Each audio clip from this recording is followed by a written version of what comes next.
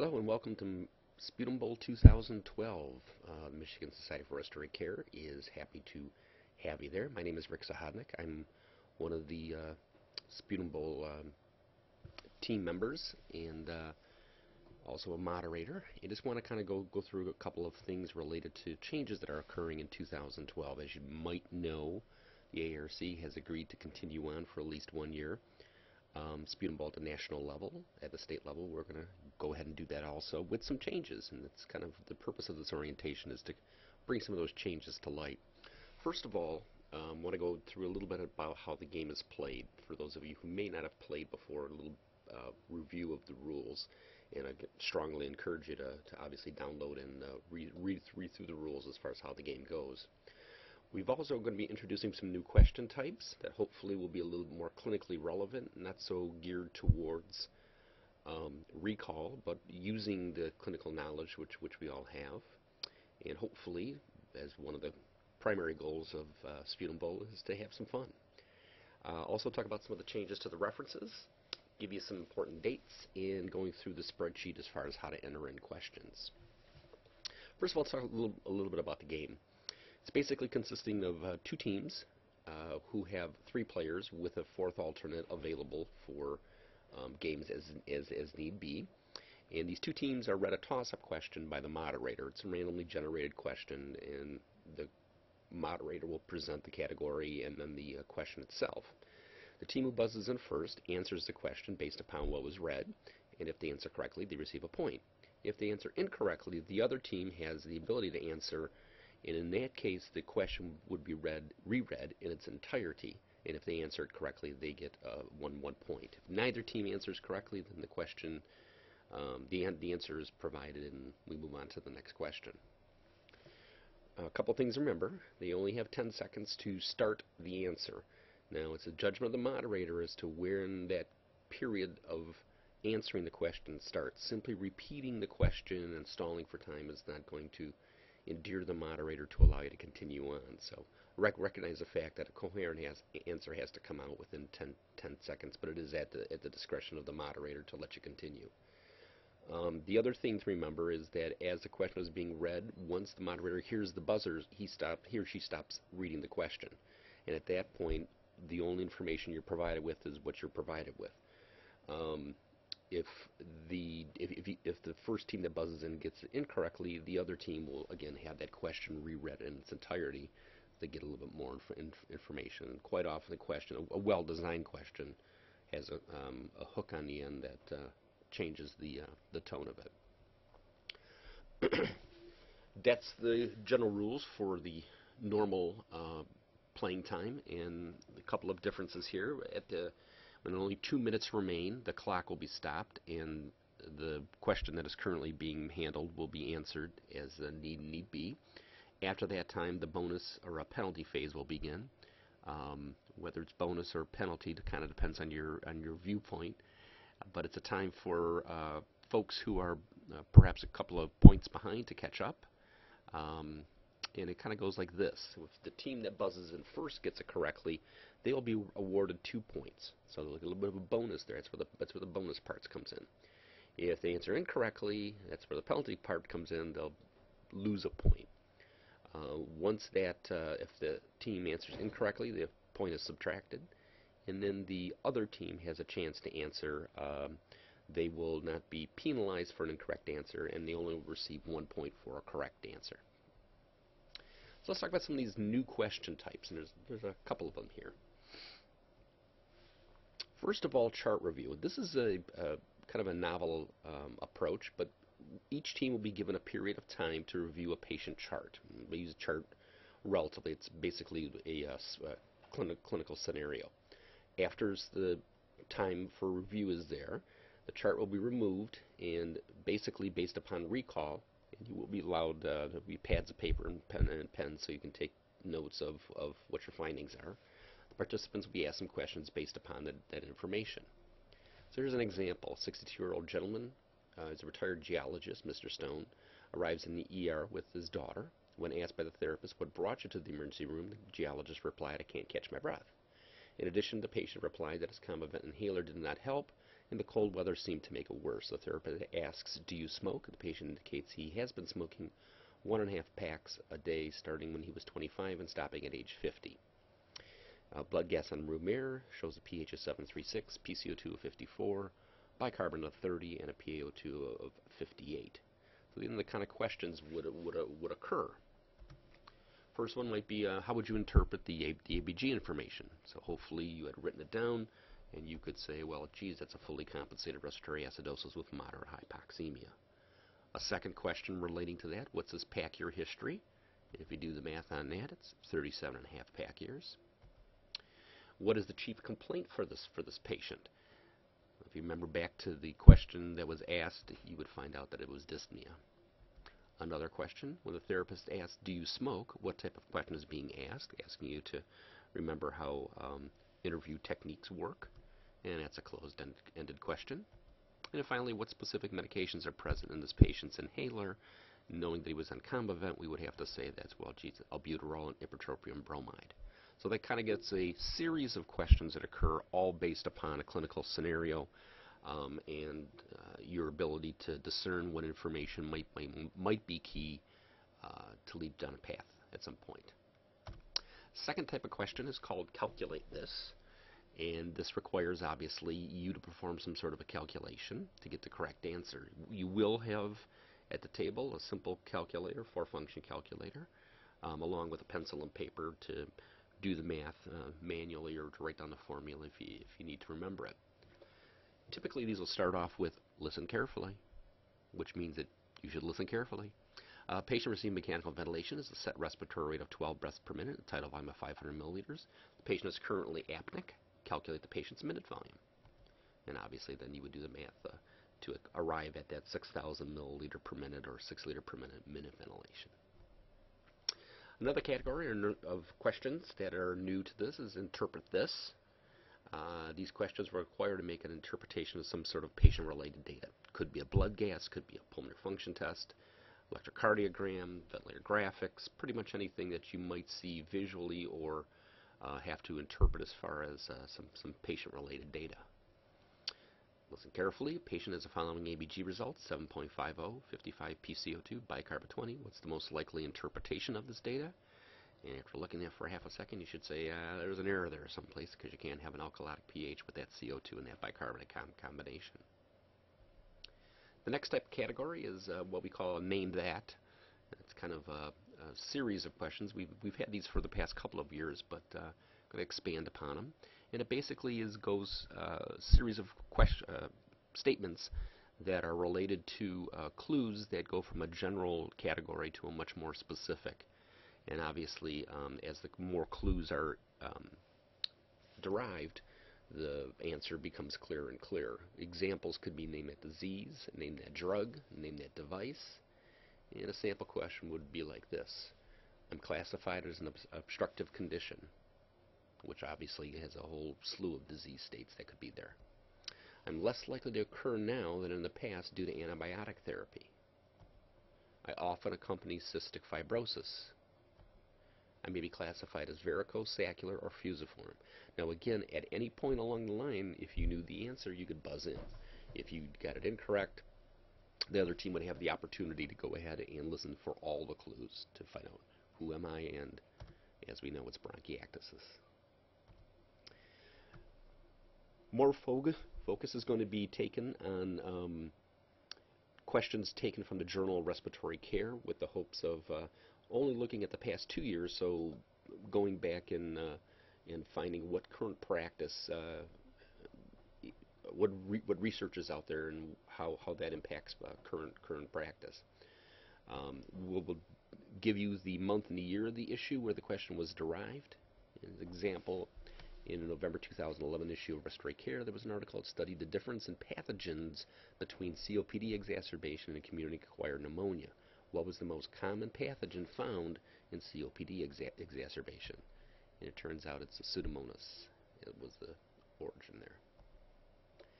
The last category of question is something that the Sputum Bowl Committee is going to be putting together, but we're calling it triple threat, and the name has been bantered about as far as what we Finally, we're going to end up calling it. But for right now, we're going to call it this. And basically, it's a series of questions that moves, again, from basic to more complex.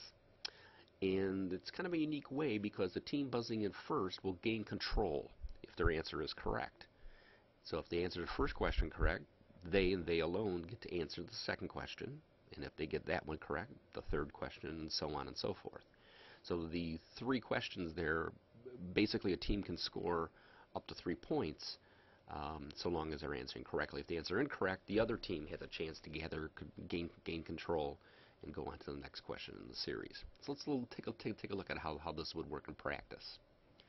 So here's the question. On your way to administer DuoNeb treatment, you enter a patient's room. The patient is not responsive. You see this rhythm on the ECG. What is this monitor, or what is this tracing showing us? And you would answer ventricular fibrillation. Getting that correct, then, you would propose a second question. You assess the patient, determine there's no pulse. That code has been called. You begin CPR. After performing 30 compressions, the patient is defibrillated. What should the therapist recommend next? And if you said resume CPR, you'd be correct. And then the third question, without interrupting CPR, what 2 medications could the therapist recommend be administered at this time? And the answer would be epinephrine or vasopressin as a starting point. So you can see how these questions build upon each other and perhaps get more difficult as they go along, or at least a little more complex, but they're all tied together. And again, the idea being is that the team answering correctly has a chance to continue answering unabated. So those are the new question types that are out there. And just as far as references, there are a couple of different ones, both with the American Heart Association, American Academy of Pediatrics making changes to their life support guidelines in 2010. There's a new neonatal resuscitation textbook that is being used, as well as a new BLS for healthcare providers. Clinical practice guidelines through December 2011 will be valid, so any ones that have been added on or are there existing. And then there's 2 additional sources that have been added on. The guidelines for the management of asthma, what has been known as EPR3, and then the gold standards for COPD management, which were just released in 2011. Again, we talked about respiratory care in prior years. We had 5 years that we were going back. Now we're only going to go back through the last 2 calendar years, January 2010 through December 2011. Some dates to remember. February 10th is the date for application submission, so it's a due date. The application is online at the MSRC website. There's also a due date for question submission, which is February 24th. Optional sputum bowl practice session. We're going to have a kind of a get to know the sputum bowl. If you've never played before, a chance to buzz the buzzers and kind of get a feel for how the game plays. And then it'll be the Sunday before the preliminaries, March 18th at 7 p.m. And then there's a mandatory captain's meeting the morning of the 19th prior to starting the competition. It'll be at 9 a.m. in Grand Rapids. So let's talk about the questions. All teams were required to submit 25 questions. Okay, and I'll show you what the question categories are. There is a matrix, and I'll show you that in a sec, that indicates the maximum number type of questions from each question type. And obviously then you can get any kind of combination together to get to that total of 25. These are the categories that are available and the maximum number that you should be submitting from them. So for 25 questions, you pick 5 from any category and you can go on from there. As far as visual questions, there's a couple of comments related to that, and this is kind of mirrors, is taken from the ARC's rules. The visual question shall consist of an image attached in digital format. So when you submit the questions to the Sputum Bowl Committee, you're going to submit the visuals also. Preferably, if the picture is in the JPEG format, it's a smaller file format, and email's a whole lot easier than some of the other picture formats available. So the visual question will have that image along with obviously the question submitted electronically, and I'll go through that process in a sec. The image submitted does not have to appear directly in the reference, so if you're quoting that the question is coming from Egan. It doesn't have to be a picture from Egan, but but the content of the question should be referenced in Egan if that's the source you're taking it from. Subjects for visual questions should predominantly be a scene that the respiratory care practitioner might reasonably expect to see, so it should be something recognizable. And the question should tie to the visual image, not just be a visual background that is there. So the visual portion of it should be the major component of it. Some things that you might be a good idea: interesting scenes or aspects that an RCP might see. Illustrations of practice of respiratory care, certain items of equipment, or technical diagrams. Stuff that doesn't work too well: equations. Obviously, that's not really something that's a whole lot of use for a visual. Slides consisting only of words. Again, it's supposed to be a picture. And then anything that's copyrighted would not be allowed also.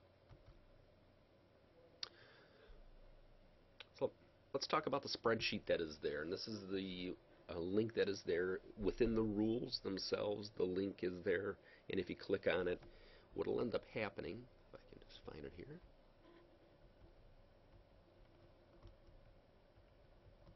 you'll end up getting a dialog box that pops open like this when you go to that site.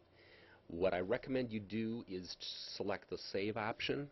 The save option then will save it to your desktop, and then you can access it from there rather than just opening it and dealing it in that fashion.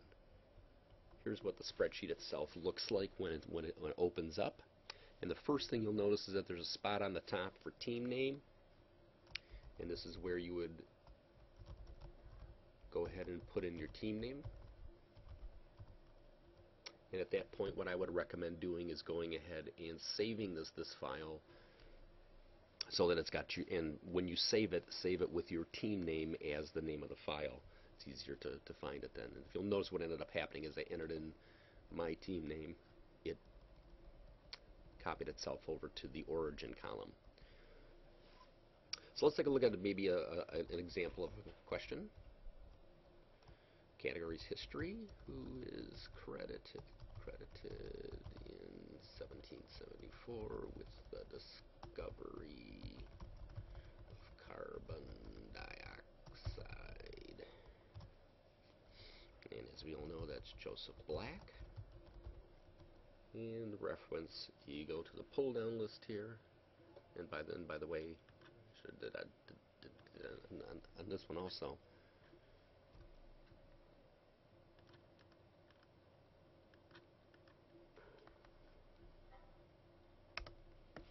I know it's not valid. That's what I told you. There you go. So using the pull-down menu is a better option than just typing it in. And here I can, whoop, a little bit anxious there. Go down and select Egan's, and that was on page 5.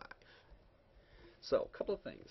Notice here in this column, in this cell where the question is entered in, it appears that the question is truncated, but in actuality it is there, just that the width of the column is not wide enough to display the entire thing. Do not worry about widening the columns. Do not worry about, just go ahead and type them in. You don't have to, even though it appears that it's not all there, it is. And again, same thing is true here, and the same thing is true there. That name doesn't transfer off. If what this question is related to a visual question, that's what this checkbox at the end is here for, to designate that what that question is specifically a visual question, and there should be obviously then a JPEG visual attached with the email.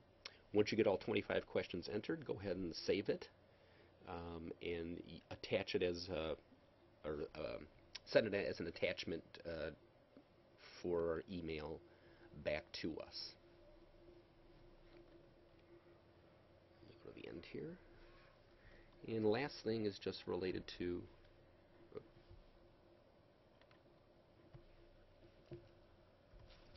talking about the committee. And if you need to contact them, there's myself, Dave Panslow, Kathy Gurin, are the other individuals who are working on trying to do Sputum Bowl a little bit different. So hopefully that's kind of been a good overview as far as what is involved here. I encourage you to read the rules and see everything that you need to find in there. And most of all, have fun, and we will see you in March.